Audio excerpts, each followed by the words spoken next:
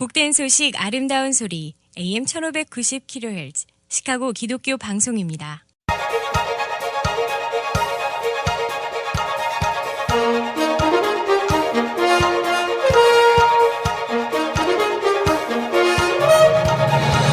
김정일 해설위원의 시사 해설. 세상을 넓게 봅니다. 삶의 지평이 넓어집니다.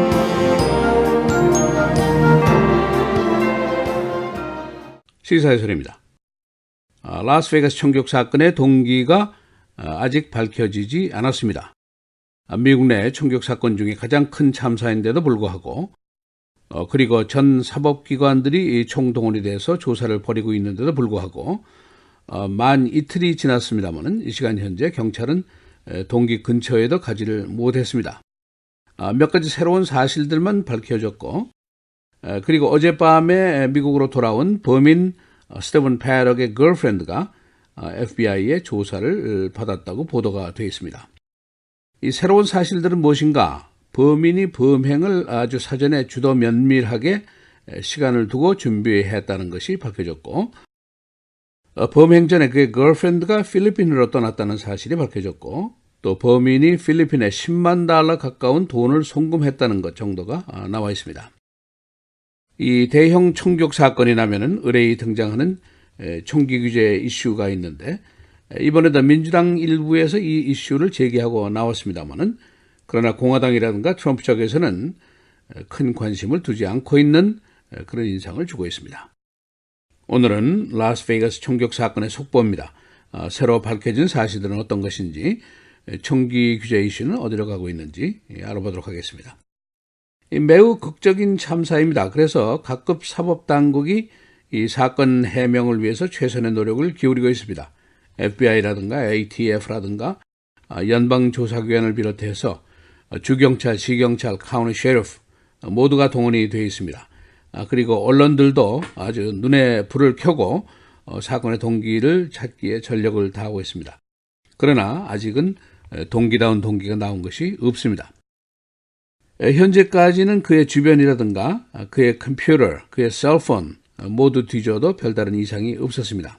그는 여전히 부유한 그러나 고독한 도박사였고 어카운턴트였었고 원한 관계, 범죄 관계, 테러 관계에는 별게 없습니다.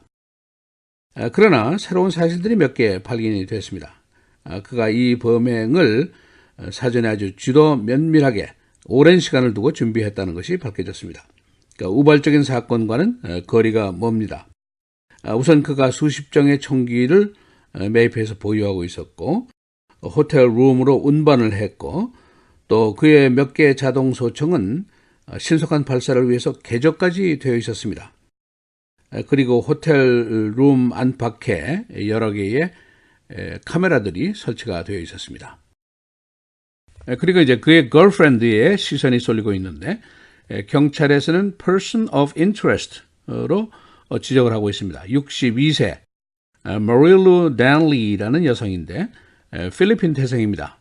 그리고 오스트레일리아 시민인데 과거에 애틀란티스 카지노의 그 클럽 패러다이스라는 클럽에서 호스티스로 일을 해왔었습니다. 이 둘의 관계는 보는 사람마다 좀 다르게 표현을 하고 있습니다. 어느 쪽에서는 깊이 사랑을 하는 사이다 하는 얘기를 하고 있고 또 다른 쪽에서는 범인이 그녀에게 매우 오만하고 거칠게 다루었다 하는 그런 증언들도 있습니다. 여하튼 그녀가 9월 25일에 홍콩에서 머닐라로 들어갔습니다. 그동안의 범인 패럭이 필리핀에 $100,000 정도의 돈을 송금한 사실이 나타났습니다. 왜 그녀가 이 시점에서 필리핀으로 갔는지, 송금처가 어딘지, 그 송금의 용도가 무엇인지 이것은 아직 밝혀진 것이 없습니다. AP통신이 어제 FBI가 그녀를 LA 공항에서 만나서 조사를 했다라고 보도를 하고 있습니다. 이 FBI의 인터뷰에서 무슨 얘기가 나왔는지는 아직 외부에 밝혀진 것이 없습니다. 패덕의 주변도 언론들이 계속 뒤지고 있습니다만은 그의 부친이 은행 강도였다는 것, 여기에 영향을 받아서인지 그가 고독하고 은둔형이었다는 정도가 나와 있고 그가 최근에 실버 컬러의 SUV를 샀다는 것까지 샅샅이 언론들이 밝히고 있지만은 정작 범행 동기에 대해서는 접근을 제대로 하지 못하고 있습니다. 현재로서는 오리무중이라고 볼 수밖에 없습니다. 아이시스가 계속해서 그가 자신들의 병사라고 주장을 했습니다만 그가 국제 테러 조직에 관련이 됐다는 증거는 사실은 거의 없습니다. 어제 제가 2016년 6월 12일 이후에 477일 동안 521건의 대량 살상 사건이 보도됐다 하는 말씀을 드렸습니다. 이 대형 사건이 날 때마다 건 컨트롤, 총기 규제 이슈가 단골 손님으로 등장을 하고 있습니다. 그러나 이 이슈는 거의 한 발짝도 전진을 못하고 있는 형편입니다. 어제도 민주당 측에서 총기 규제 이슈를 제기했지만은 트럼프 대통령의 반응입니다. 포르토리코로 떠나기 전에 총기법 문제는 언젠가 시간이 되면은 이야기를 합시다. As time goes by. 이 정도로 이야기를 끝냈습니다. 그리고 폴 라이언 하원 의장, 하원 소위원회를 지금 통과한 건로가 하나 있는데 건 사일런서, 그러니까 권총 소음기를 구매를 쉽게 할 수 있는 법안이 있는데 이것을 본회의에 상정할 생각은 없다 하는 정도로 총기 문제에 대해서 반응을 했습니다. 이 패덕, 40여 종의 총기를 보유한 것으로 드러났는데 대부분 총기가 합법적으로 구입이 됐을 것이라고 추정이 되고 있습니다. 그가 전과 기록도 없고 정신병력 기록도 없기 때문입니다. 그래서 이게 이 신원조회, 백그라운드 체크라는 것이 소용이 없다 하는 증거로 또 사용될 수 있는 사건이라고 볼 수가 있습니다.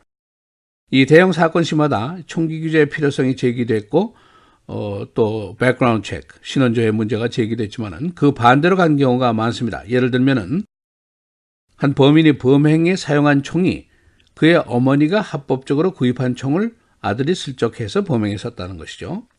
이렇게 될 경우에는 아무리 신원조회를 해도 소용이 없습니다. 또 여러 감옥소에 조사를 해보니까 이 재소자들의 80%가 총기를 보유하고 있는 것으로 나타나는데 어디서 샀느냐 하고 물어보니까 그냥 서로 끼리끼리 사고 팔고 했다. 그런 답변이 대부분입니다. 그러니까 여기에서도 신원조회가 소용이 없다는 것이 증명이 됐습니다. 일리노이주 2013년도 7월 1일부터 소위 Concealed Firearm, 총기 은닉 권리가 주어졌습니다. 총기를 휴대하고 다닐 수 있는 권리가 주어진 것이죠.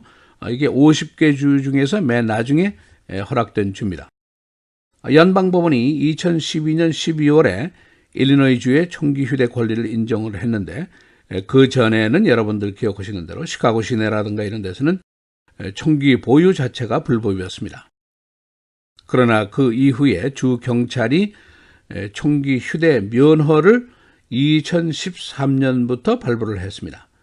2016년 7월 1일까지 일리노이 주 내에서 총기 휴대 면허증을 소지한 사람이 무려 18만 1,489명에 달하고 있습니다. 지금은 아마 20만 명이 훨씬 넘었을 겁니다.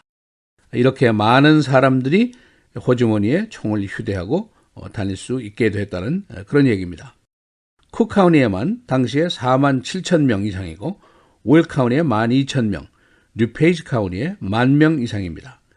이것이 미국 총기 문화의 한 단면이라고 볼 수가 있습니다. 우리가 매우 폭력적인 분위기 속에서 지금 살고 있는 것입니다. 시사해설 김정일입니다.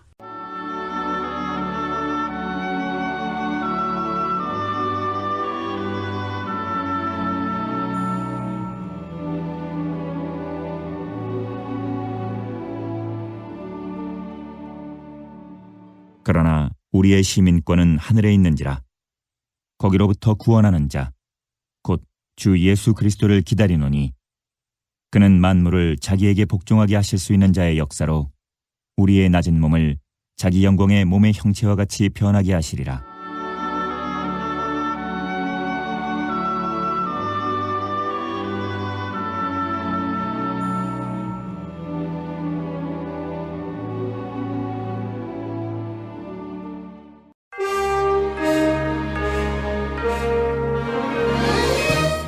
(10월 4일) 수요일 헤드라인, 오늘의 주요 뉴스입니다. 미국 최악의 총기 난사범 스티븐 패덕의 여자친구 마릴로 델리가 로스앤젤레스 국제공항에 도착해 연방수사국 FBI 요원을 만났다고 현지 사법당국 관리가 밝혔습니다. 패덕이 범행 직전 필리핀 은행으로 10만 달러를 이체한 것으로 알려져 델리에게 송금됐는지 관심이 모아지고 있습니다. 수사당국은 현재 총격범의 여자친구가 범행 동기를 밝힐 수 있는 중요한 정보원이 될 것으로 보고 있습니다. 총기 난사범 패덕은 전망이 좋은 호텔 스윗룸을 빌리고 방 안팎에 감시 카메라까지 설치한 것으로 드러났습니다. 통유리창이 설치된 이 객실은 조망을 방해하는 조형물도 전혀 없었던 것으로 알려졌습니다. 한편 트럼프 대통령은 오늘 대규모 총기 난사 사건이 벌어진 라스베거스를 방문해 희생자들을 만날 계획입니다. 트럼프 대통령은 어제 허리케인 피해 지역인 포로리코를 방문했습니다. 트럼프 대통령은 부인 말레니아 여사와 함께 포로리코를 방문해 현지 관리들과 정부 강요들을 상대로 모든 죽음은 다 끔찍하지만 카트리나 같은 진짜 재앙을 생각해보라며 카트리나 때에는 수천 명이 사망했지만 여기서는 공식적으로 16명이 사망했고 여러분은 여러분의 국민들 그리고 우리 국민 모두가 함께 일한 데 대해 자랑스러워할 것이라고 말했습니다. 이어 배석한 닉 멀번이 백악관 예산국장을 가리키며 포로리코 여러분은 우리 예산을 내다버리고 왔다고 비판했습니다. 라스베가스에서 역대 최악의 총기 난사 사건이 발생해 충격을 주고 있는 가운데 미국의 총기 사고를 사전에 예방할 법과 정책이 없다는 지적이 제기됐습니다. 딕더빈 상원 원내 총무는 어제 총기 폭력을 막을 방법이 없다는 생각은 잘못된 것이라며 총격을 멈추기 위한 행동을 취하지 않는 의회는 공범자나 다름없다고 의회의 책임 있는 결단을 촉구했습니다. 렉스 틸러슨 국무장관은 어제 워싱턴 주재 쿠바 대사관 직원 15명에게 일주일 이내 출국할 것을 명령했습니다. 틸러슨 장관은 어제 성명을 통해 쿠바 주재 미국 대사관 직원들이 청력 손실 등 건강에 심각한 피해를 입은 데 대해 쿠바 정부가 적절한 조치를 취하지 않음에 따라 결정을 내렸다고 밝혔습니다. 야후의 계정 약 30억 개가 해킹 피해를 당한 사실이 공식 확인됐습니다. 야후의 핵심 인터넷 부문을 인수한 버라이즌은 어제 성명을 통해 지난 2013년 8월 야후의 계정 30억 개 전체가 해킹 피해를 입었다고 발표했습니다. 오는 8일 열리는 시카고 국제 마라톤 대회 보안에 초비상이 걸렸습니다. 언론은 라스베가스 총기 난사 사건의 여파로 대규모 인파가 몰리는 시카고 국제 마라톤 대회 보안에 대한 관심이 급고조됐다고 전했습니다. 미국 3대 마라톤 대회로 손꼽히는 시카고 마라톤 대회에는 전 세계 100개국에서 4만 명이 넘는 마라토너가 참여하고 응원단과 관중을 포함하면 참여 인원은 100만 명이 넘습니다. 시카고시 경찰의 오버타임 지불이 감독 불충분으로 남용됐을 것이라는 지적이 나왔습니다. 시카고 경찰은 지난 6년 동안 5억 7,500만 달러의 오버타임 임금을 지급했습니다. 시카고시 감사실은 이 제도의 감독이 불충분했다고 지적했습니다. 한 경찰관은 오버타임으로 33만 6천 달러를 지급받았습니다. 일리노이 주립대학 납치살인 사건 용의자가 유죄 판결을 받을 경우 사형에 처해질 수 있습니다. 연방 대배심은 어제 이 사건 용의자인 브렌트 크리스텐슨에게 납치 등 죄목을 추가했습니다. 그는 중국 유학생 26살 잉링챙을 살해한 혐의를 받고 있습니다. 브루스 라우너 주지사의 낙태 법안 지지에 대해 일부 공화당 의원들이 반기를 들고 있습니다. 주 하원 18인 위원회는 20주 이후에 임신 중절을 금지시키는데 합의했었습니다.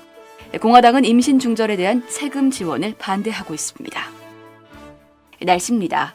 오늘은 오전에는 흐린 날씨 보이다 오후에는 맑은 날씨 되찾겠고 낮 최고 75도, 밤 최저 52도, 내일은 다시 흐려지면서 오후에 천둥 번개를 동반한 비가 예상됩니다. 낮 최고 69도, 밤 최저 57도, 금요일에도 비 소식 이어지겠으며 낮 최고 68도, 밤 최저 64도입니다.